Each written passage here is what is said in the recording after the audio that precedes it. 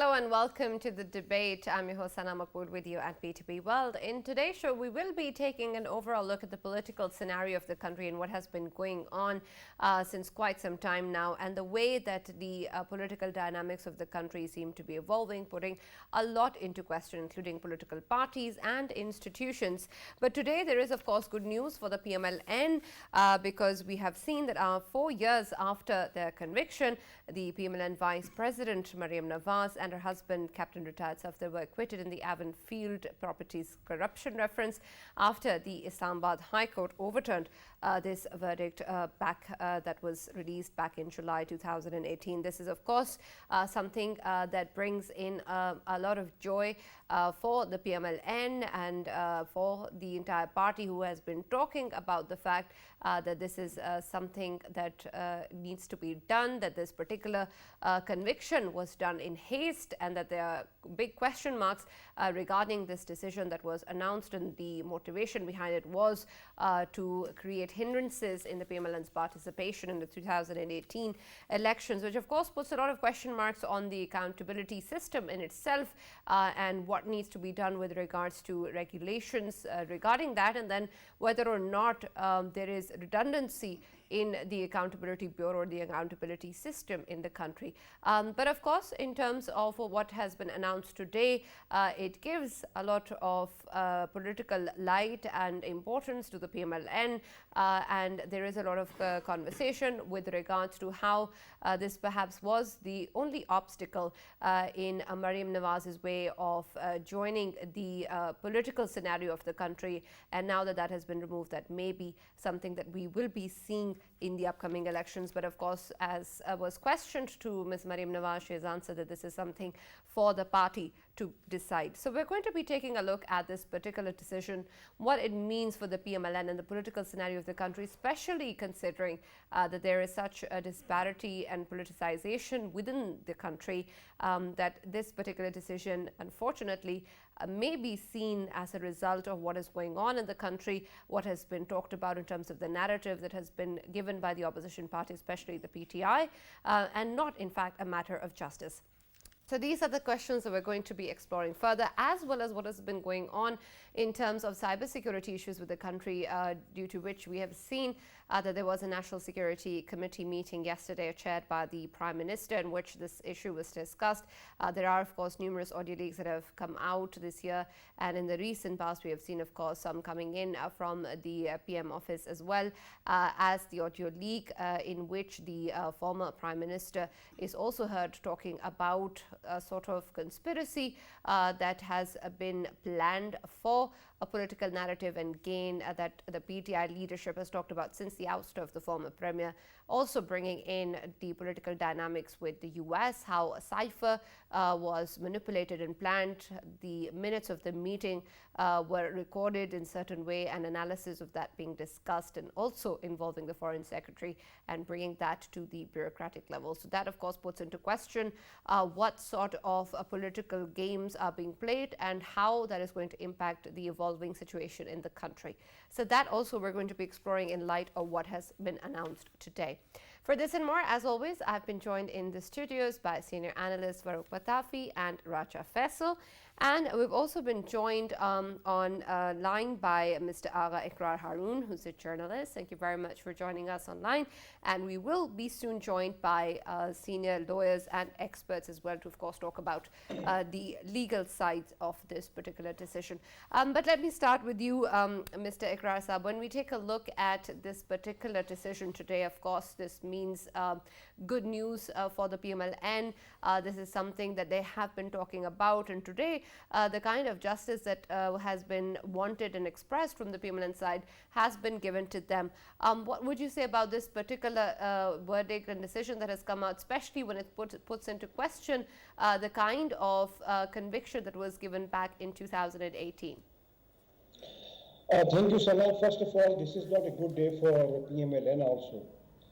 To my understanding, it's a good day for Pakistani judicial system, because I had been watching this case very keenly in 2018, and we were really shocked that you can say the observation of Mr. Wajid Zia, who was interrogating officer, were taken as a proof again accused. This was very strange. I mean, uh, how can you use observation of investigating officer as a proof to give more than 6 year imprisonment to someone? They didn't have tangible proof.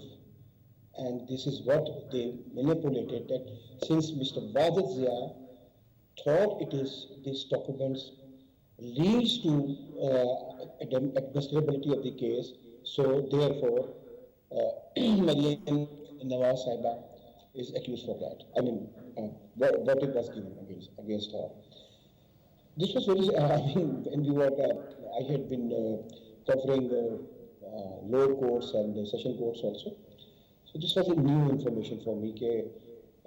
IO observations can be used as a proof or evidence against an accused. So just imagine after, you can say, she had been in agony for more than 6 years.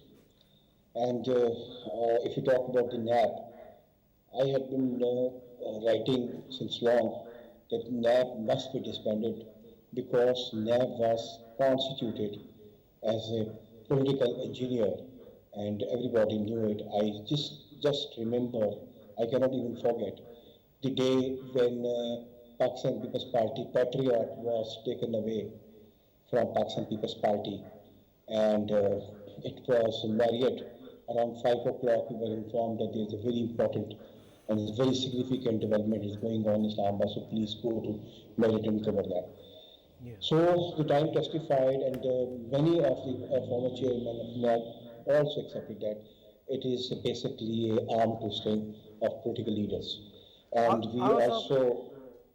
Sorry? Yeah, Agha Sahab, I want to understand one thing, and that obviously you did highlight the role of Wajid Zia as well. In this context, I have a question. We know that JIT at that time, of course, it was the probing force behind the Panama case at that time.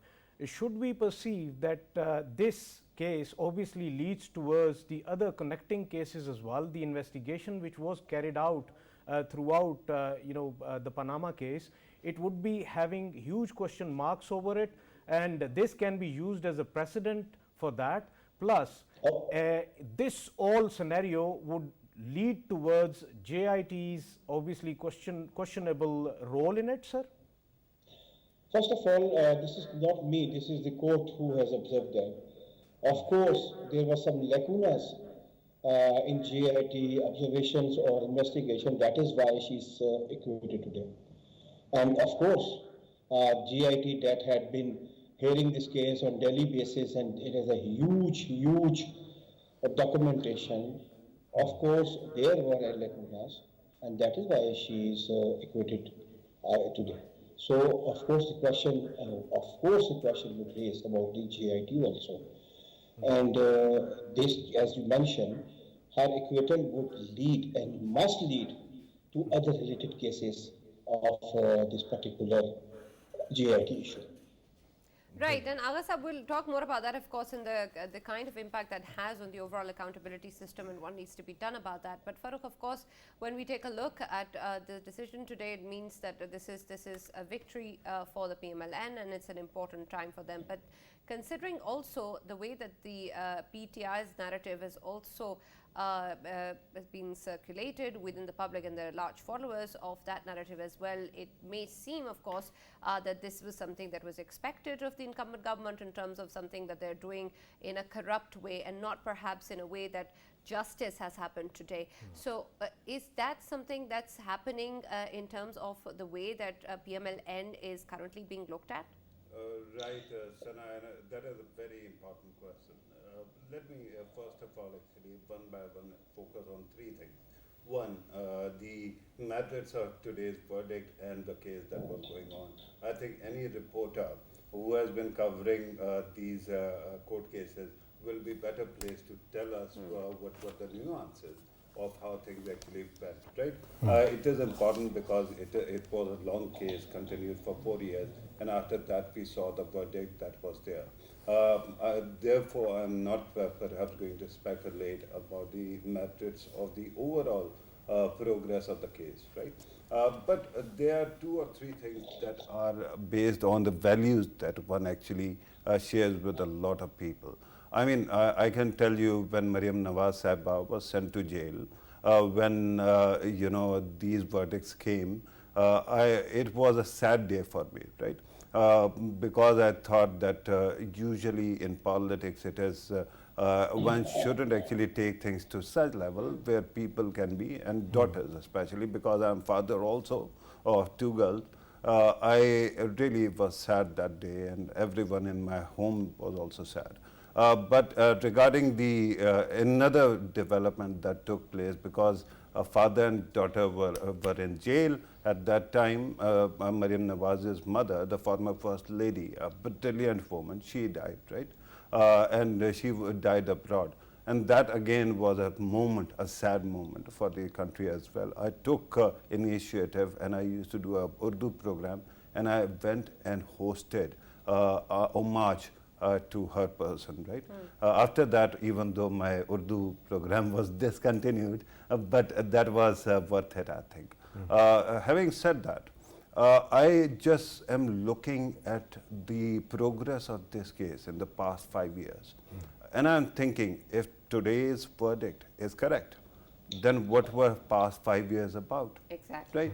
A fever pitch, the way media was doling out verdict, the way people were declared traitors, whosoever actually said that, at least give them some chance to clarify their position. I have to understand, and given that the accountability system was more or less the same, what has changed, right? When Panama Papers actually came out, the whole scandal, and in which I'm glad that Nawaz Saab actually brought up JIT, because JIT until then was an unusual measure. It never used to happen. I mean, do you remember any other case, high-profile case, in which JIT might have been formed before that, and that after the assumptions or the submissions, a supervisory judge was appointed to ensure that the accountability court is going to actually hand out its verdict very soon? That never happens in this country. So what was that and what is this, right? My concern is regarding the state of affairs, regarding the way our collective consciousness works, the way our media, our political class works. Pick a lane. But you can't actually have your cake and eat it too, right?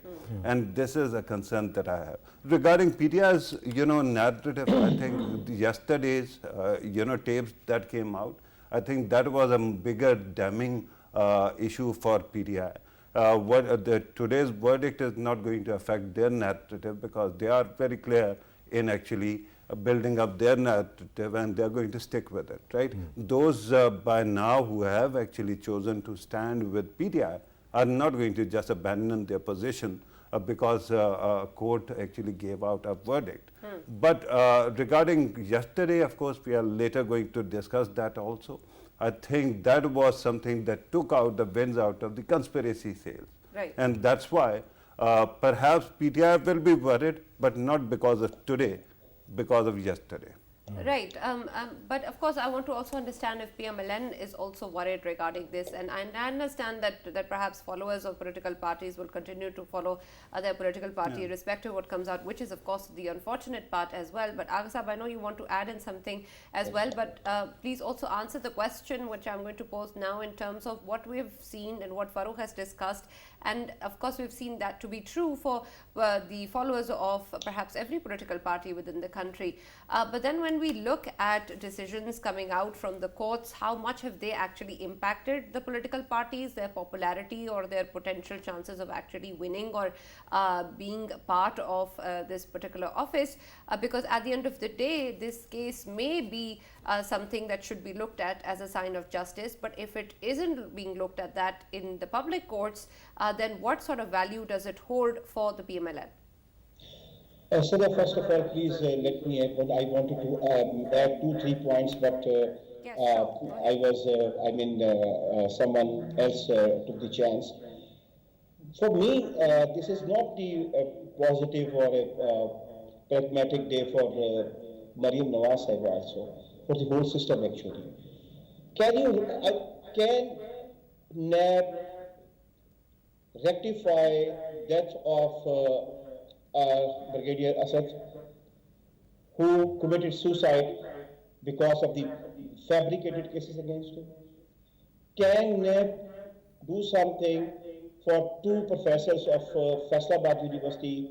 One of them had a heart attack and one committed suicide in the hospital. NAB had been a barbaric institution to not only the politically motivated cases, but even the privately, personally motivated cases. So first of all, I wanted to add this thing. Now you come to the narrative. Look, Sana, should we run this country according to the narrative of the people or according to the law of the land? This has become a very important issue you have mentioned. We always talk about narrative, narrative, narrative. So PTI has a narrative, people have a narrative. No, I don't believe in narrative. I believe in the law of land.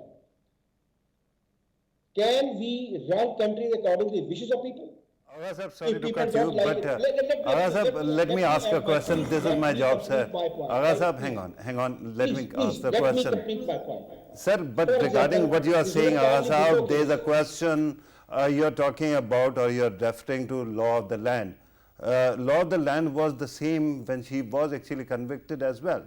Now, tell me, you'll have to help us understand Please what let me has changed. complete my point. Let me complete my point. Sir, Even that before means I that, cannot I was ask a in the question. middle of my point. Let me complete my point, then you have every right to mention. Law of land is basically criminal procedure code. NAB is totally different.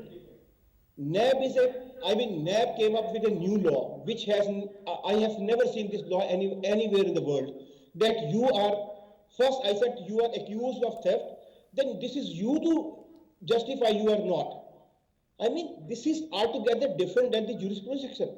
So, NAB laws had always been the controversial laws. They are not the CRPC laws. So, I am talking about the law of land, meaning when a court is giving a verdict and asking the question which were even asked 6 years before, how can you use observation of a interrogating officer as a proof? So Right, I and am we talking understand about that point, the law of Agasab, witness. but we Law of require a witness was clarification. denied. Can you tell us, when you talk about the importance of public opinion, I understand, of course, that it is what matters in terms of what has been done and what is right and what's wrong and what the court decides. But at the end of the day, the public opinion or votes actually do matter, because that's how you win elections, right? And of course, that has some value for political parties, including the PMLN as well. And then when we talk about NAB, if it is such a problematic entity with such problematic laws that govern it, there hasn't been much done about it, neither in the past, neither today. And so what seems to be the problem here? Are we taking it as a completely a separate entity outside of what goes on within the country, and what sort of restrictions applies to all of us? I have already mentioned that we have to disband NAB. We cannot only change the laws and we can continue like this, because NAB is based on a basic principle that is in contradiction with the justice and law.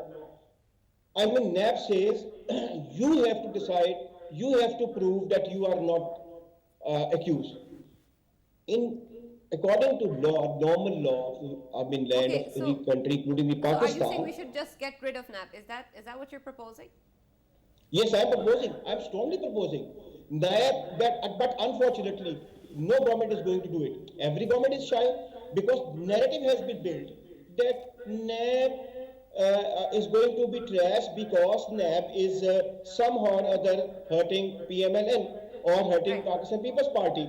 All So right, this narrative let has me- been built, and that Sure. is why any Sir, let political me party take is shy to take a disband the deeper NAB. look into this. Right, and I want to understand that more. Farooq, when we talk about NAB, of course, at the end of the day, we understand the kind of problems that exist and what has happened. But in terms of what NAB is, it's still just a body, an institution that's Right. there for accountability, right? It's a structure, it's an institution that provides that sort of bracket to hold people accountable. So I don't really understand what the problem is in terms of the institution in itself and getting rid of it. Does that really solve the problem? Look, Sana, it is not a matter of whether it is a solution or not. There was a charter of democracy that was signed between PMLN and People's Party, and in that they had actually agreed in principle that when they come to power, because that was the time of General Pervez Musharraf, that they will do away with NAB and they are going to create another body that is going to be a parliamentary commission on accountability, right? So this is what they actually in principle agreed on. That is not the issue right now. Accountability in this country is like a Tower of Babylon, where you keep on, building institutions upon institutions. There's FIA, there are others, there are, courts, of course, and then you had to actually create Accountability Bureau as well. But who created Accountability Bureau? If you remember, that Najam Sethi was the first accountability minister when there was a brief interim government, right? After that, the government went away, Farooq Dehari's government. After that, the things changed, but General Musharraf came and he converted it into National Accountability Bureau. In the middle of the two, there was also Saifur Rahman, who was the head of Accountability Bureau, and at that time it became larger than life, right? These institutions have actually, I totally agree, harmed the country more because they have actually drawn attention away from discussion. My concern is after Charter of Democracy, ARD forces that were Alliance for Democracy actually came to power one by one. People's Party was in power for 5 years. Then PMLN was also, in power for 5 years. They did not actually remove NAB. And at that time, when PMLN was in government, compared to today, when it, our parliament is kind of, dysfunctional because half of them are not sitting inside, right? At that time, PMLN had a solid majority, and it could have actually gotten away with it, right? The problem is that our political class also has to actually understand that there are problems. You get problems when you actually don't do anything about the promises you have made, right? And regarding something that Sahab earlier said, and I'm not going to ask a question put a question to him any longer in this program, but what I'm going to do is comment on what he said earlier. He said the burden of proof. This is a unique law where burden of proof lies on the accused, right? That is not so. There are other laws as well. For example, in UK, there's undisclosed wealth order. Similarly, when you go to America, and their taxation laws also put the burden of proof on the person who is accused, right?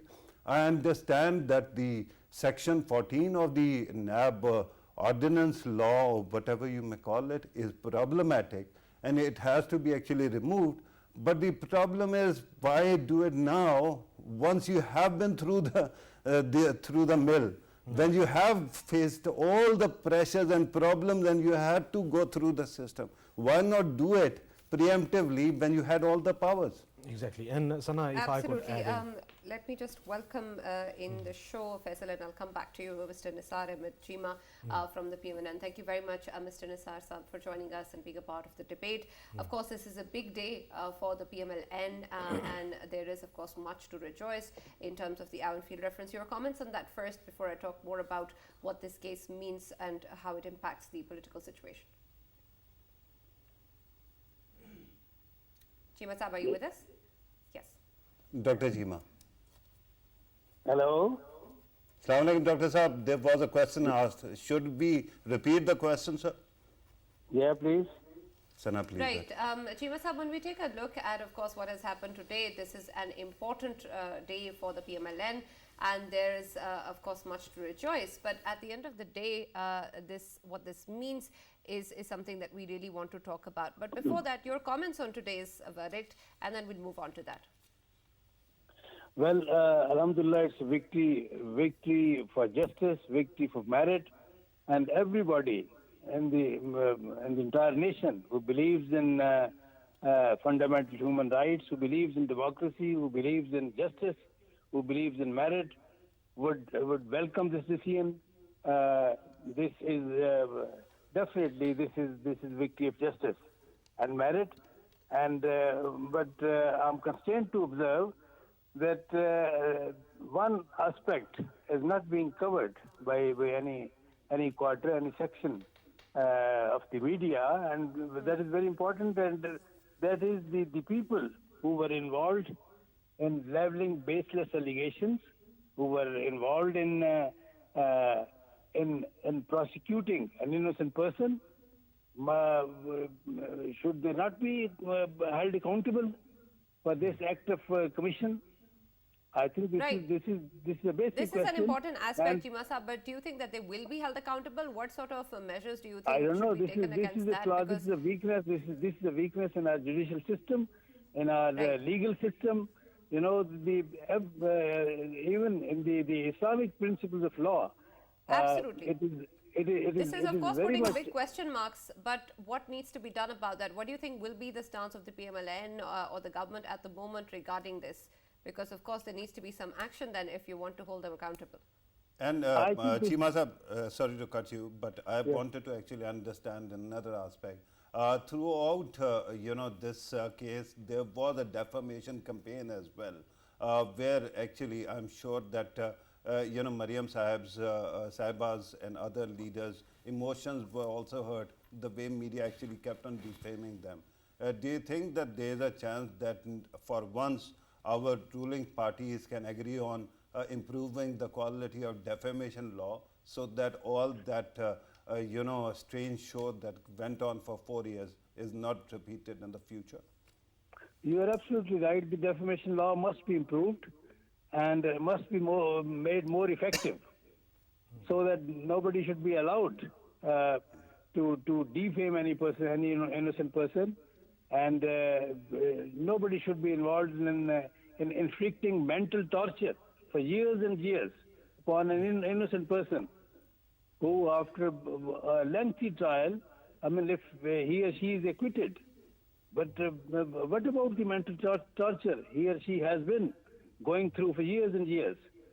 Those persons must be held accountable for that, and for that I think the defamation law, which is there, very much there in our legal system, Exactly, but which sir. is very ineffective. Exactly, sir. It needs lot of improvement. Chima Saab, a very political question. Obviously, we know that there is a narrative and war of a narrative right now going on. Do you think that this case, obviously it's a positive development for PMLN, would it be enough, or there will be more positive things coming up in the coming days for PMLN to go to the people, to go to the grassroots level and talk to the people about whatever has been happening for 4-5 years, and this is the result out of it? And do you think that this would be enough to have a narrative to go into next election, sir? Yes, I mean, it's very positive for PMLN, but not only for PMLN. It is positive for the entire nation. It is positive for all the democratic forces in our country who believe in democracy, who believe in moral values, ethical values, democratic values, and who believe in justice. It's positive for everybody who believes in justice.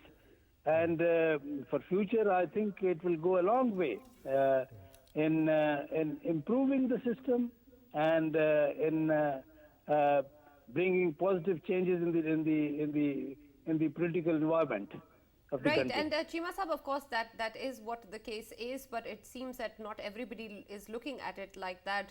What would you say to the people who will be putting a corrupt spin on this, that this is something that is because of the political parties involved who are in government? Of course, this is the narrative of the opposition and the PTI, and that this is actually not a matter of justice. Even if it is the way that the political scenario currently exists, it may seem that this is what it is being viewed as. So what would you say to that? Well, I mean, firstly, let me observe that this is the end of the unholy alliance, which we always called the unholy alliance between of NAB and PT government. I mean, this is actually a logical end of that unholy alliance. And when that is not there, the justice has prevailed, and it had to be prevailed, of course. Right. Thank you very The much. yeah. Thank you, Nisare Machimasa, for joining us and being a part of the debate. We've now also been joined by Mr. Heather Waheed, who's the legal expert. Mr. Heather, can you hear me? I can. Right. So, considering, of course, what has been announced today in terms of the acquittal of Maryam Nawaz and her husband, this, of course, an important political decision coming out, and, of course, an important political victory for the PMLN. But, of course, that also puts into question the earlier conviction of 2018. In terms of what has been said today and what nuances have been highlighted in the discussion, what would you say this particular verdict points towards, not only in terms of what happened back in 2018, but in terms of the kind of laws and regulations that exist in our accountability system? I think there's no doubt that this is a huge indictment of our system. It is a huge indictment of tinkering into politics. And I think it just shows that everything that is politically motivated eventually does get reversed. But the question is that what about all these years? What about all that our political system went through during these years? So it's all well and good to say that, justice delayed, but it was delivered. To be honest, a part of it was in fact denied, because we went through what we went through in this time, and it's not enough for you to put it right after 6 years. And I think it raises a lot of questions about how, the systems are employed to influence politics, to influence government making, to influence elections. And I think it is a huge indictment of our system and our politics and how things work in our country. And it's very, very unfortunate, to be honest. It is very, very clear that these were very politically motivated cases. It is very, very clear that today not only does Maryam Nawaz stand vindicated, but I think that as much as she is vindicated, I think today our system stands indicted. Right. Heather Saab, since you actually spoke about, our accountability system being indicted, let me ask you, is there a silver bullet, any kind of quick fix, how to change this all so that no political leader has to actually go through this again? And secondly, since we are talking about this, and because of this case or indictment, Maryam Nawaz was actually kept out of the political system. Do you think that this idea of developing a negative list of people who actually cannot participate in the elections, is it a good idea? Look, first of all, I think that unfortunately, at the time when she has in fact been acquitted, it is quite clear that the winds of power are blowing in her and her party's favor. It would have been much nicer had this happened when she was in opposition. It would have been much nicer had this happened when Imran Khan was the Prime Minister.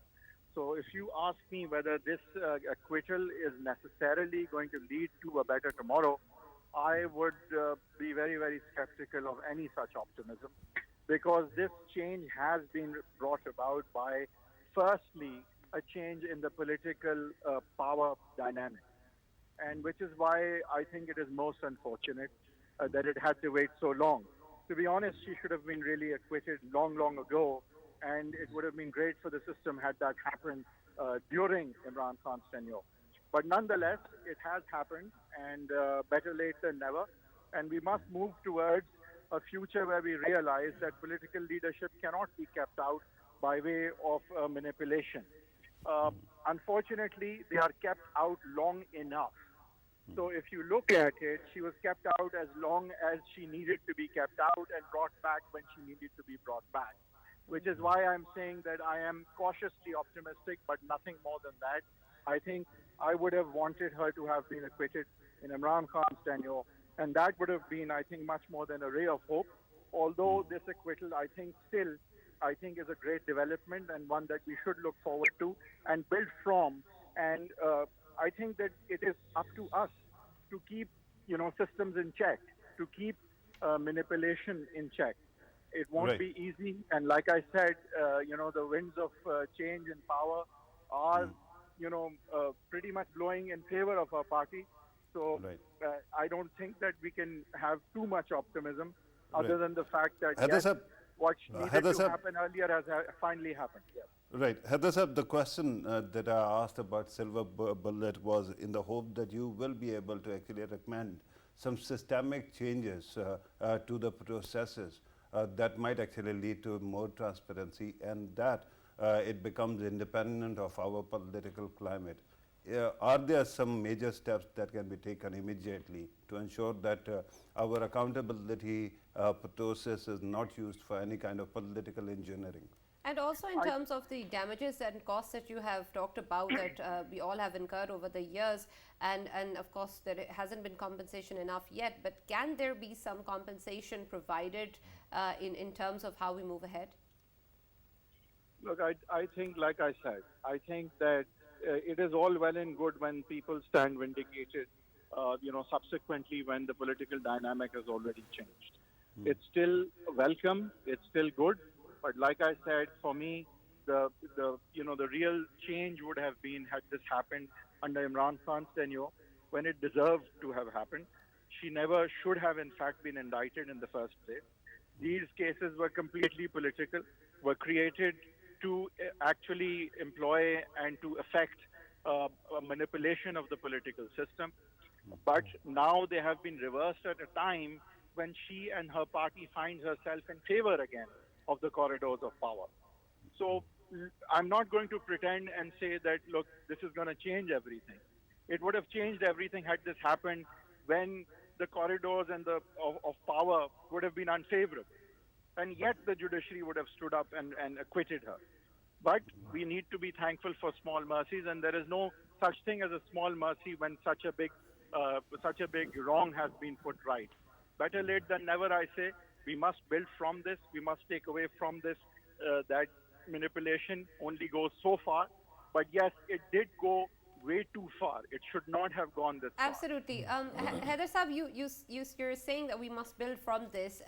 And of course, when we take a look at how we're going to proceed and evolve, and what you're referring to, of course, that who's in power at the moment has obviously been there as a factor as well. But when we take a look at how we're going to proceed regarding this, if we really want to address the question marks that this puts up to the accountability system and what all has happened, then what really do you mean when you say to build upon it? Is it just in terms of our understanding of the system, but in terms of our action and how the governments to come are going to proceed with regards to NAB or any sort of accountability system that must exist? What needs to be done? And should we expect from our system to punish those people who were involved in the investigation, especially JIT members, number one, and number two, should this lead towards dismantling National Accountability Bureau, sir?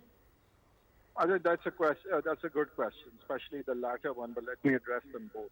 Now, I think that the first step is always to express disapproval and disgust about what did happen.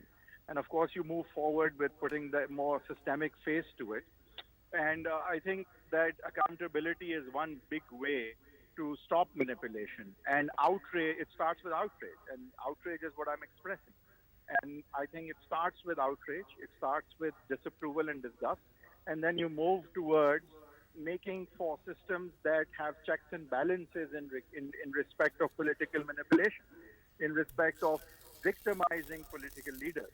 And I think that can only come about once there is enough outrage and disapproval in the people that empowers our judiciary, that empowers our legislature, that empowers our media to actually take a stand and move forward with what they do best according to the parameters of their functions, to affect systems, to affect changes in NAB, to affect changes in the people that run NAB, to affect accountability in those that ran it wrong. And I think that there has to be a process now where we weed out this enabling, system, which conveniently, victimizes those that it wants to get rid of, and then restores them when they're no longer disapproved. So I think that this isn't like it's a start Right. of a new day. I'm hoping, but to be honest, Absolutely. yeah.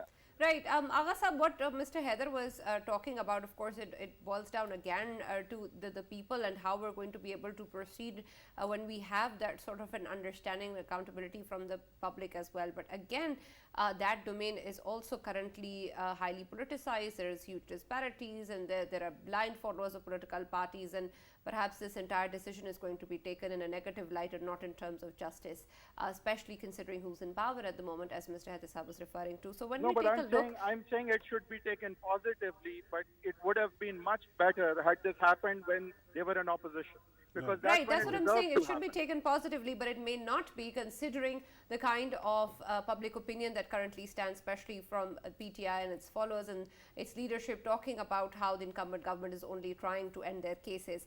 So, considering that may be the view of a lot of people in Pakistan, and moving forward, if we're going to be able to devise a process where we can hold people accountable, governments accountable. How do we proceed from where we stand today, Agha Sahab, to a place where whoever so is in power, whoever so is in opposition, will actually not be governed by the fact that they're in power, and so they are protected or not?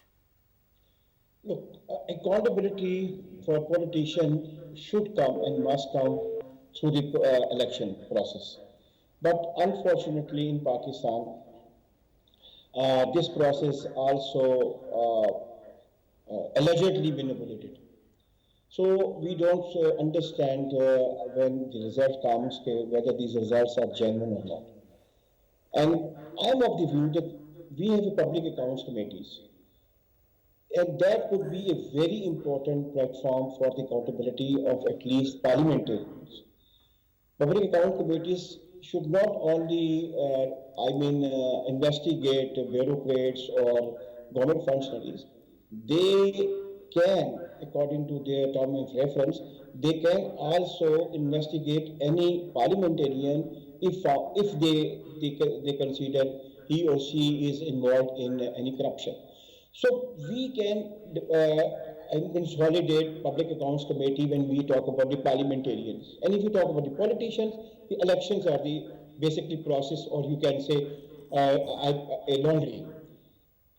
And if you talk just my friend Mutafi mentioned two laws, from one from America and one from England. Both laws are for the economical, you can say, circumstances for the if I'm living a life more than my you can say my resources, so I have to give the proof.